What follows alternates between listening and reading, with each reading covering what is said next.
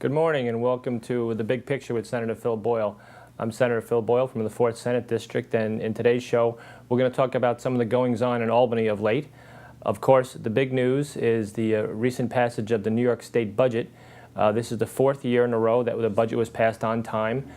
This is pretty significant because it hasn't happened in over 40 years that we had 4 on-time budgets. But the New York State budget was a negotiated bill, and so those of us on Long Island, we got a lot of the things that we're looking for. The State Senate delegation, the State Assembly delegation representing Long Island, we brought additional funding for our schools. The biggest part of that was a restoration in something called the GEA, the Gap Elimination Adjustment, where what the Gap Elimination Adjustment, for those of you who don't know, is goes back to the days of the recession when the education funding for New York State was greatly reduced. And it basically tries to get our schools back up to the point where they were at that time, and from the lack of funding. We added $600 million to the Gap Elimination Adjustment, which is over well over $100 million for our Long Island schools. Other things that were funded in the New York State budget was pothole recovery. Those of us who experienced this very rough winter, and now we're experiencing a rough spring as our cars are hitting these big potholes on a lot of the roads. We included another $40 million statewide, and that a lot of that is coming to Long Island to fill in potholes to help the local municipalities and the Department of Public Works here on Long Island to fix these potholes.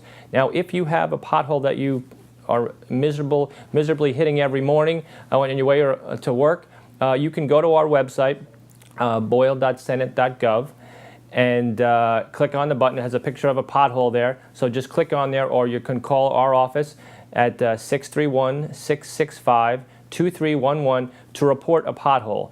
And our staff will get on the horn with the Department of Public Works and say, hey, we got you this money to fill these potholes, so get the job done. And one of the other areas of funding that is very important to me, and I'm sure to you too, was towards drug prevention. We see an uptick in the heroin usage and opioid abuse here on Long Island. And as chairman of the Senate Committee on Alcoholism and Drug Abuse, and also as chairman of a recently enacted task force on the heroin epidemic, I've been traveling around the state holding forums. We're going to hold a total of 12 forums to find out ways that we can combat this heroin epidemic. In our state budget, we were able to put $2.8 million more into the heroin prevention and treatment. That's on top of the tens of millions that I've already spent to help people overcome their addiction. And I'll tell you that there are a couple ways that I see us fighting this. One is through prevention in our schools and in our communities to teach kids that they can never, ever, ever try prescription drugs overages beyond what they're prescribed by the doctor, and also heroin, of course. We also, beyond prevention, we're trying to go to treatment to increase the number of beds, and we're going to have legislation upcoming in the end of session, which I will probably be sponsoring, to increase the number of beds for treatment for those people who have become addicted to heroin or opioids, prescription painkillers. We're going to get them the help they need with this additional funding from our state budget, and that should be happening in the very near future. You can stay tuned to a future Big Picture show, and we'll have more information on that.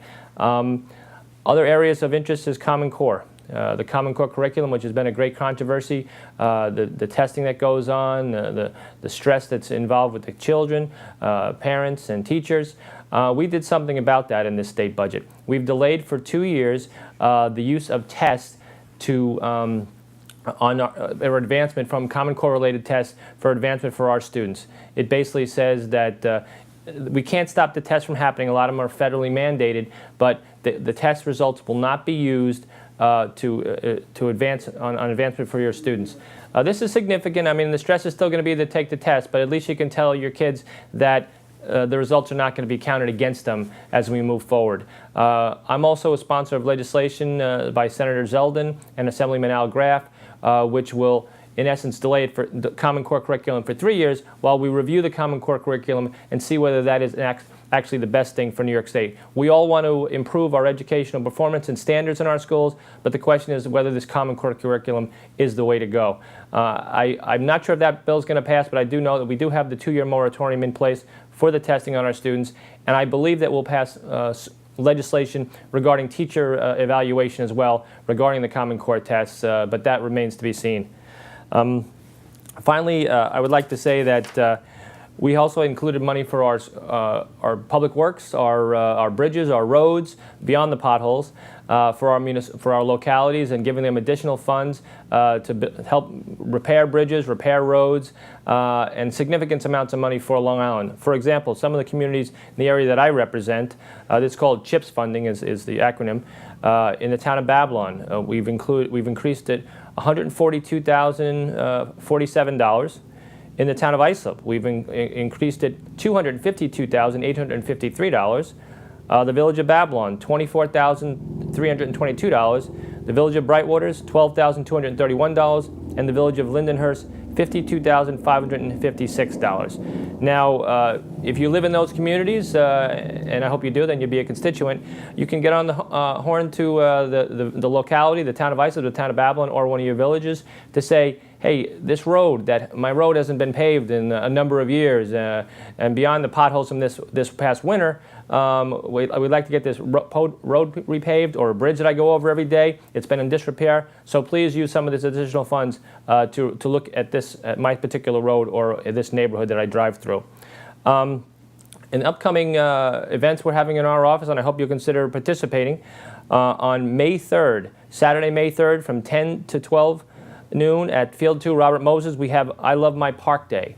We did this last year, and it is a great thing. We had so many volunteers come out. Hopefully it'll be a nice day. And they put up snow fencing. They put up, they cleaned up the sand on the beach. They do a lot of things to say that I love my state park.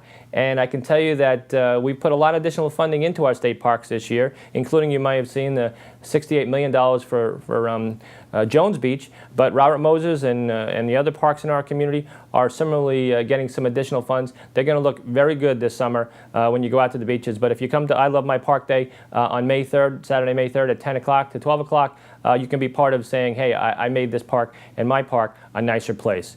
Another important event coming up, and it gets back to the heroin epidemic I was referring to earlier, is Narcan training.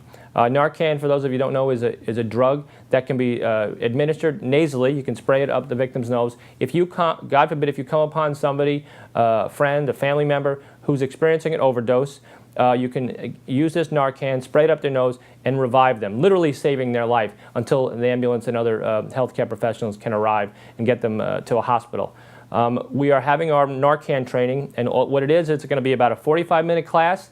You'll be certified officially. It's free, no charge, and you'll also have a Narcan kit that you can bring home with you that evening, free of charge. And that's going to be April 22nd from 6 to 7 p.m. at the Deer Park Fire Department. Again, our Narcan training program is at the Deer Park Fire Department on April 22nd from 6 to 7 p.m. Slots are filling up quickly, so please call my office if you want to register. There's no charge, but you just have to call us and let us know you're interested at 631-665-2311. Well, that about leaves it up for this show, and I appreciate your coming and listening, and I want everyone to have a happy Easter and a wonderful holiday, and we will see you the next time on The Big Picture.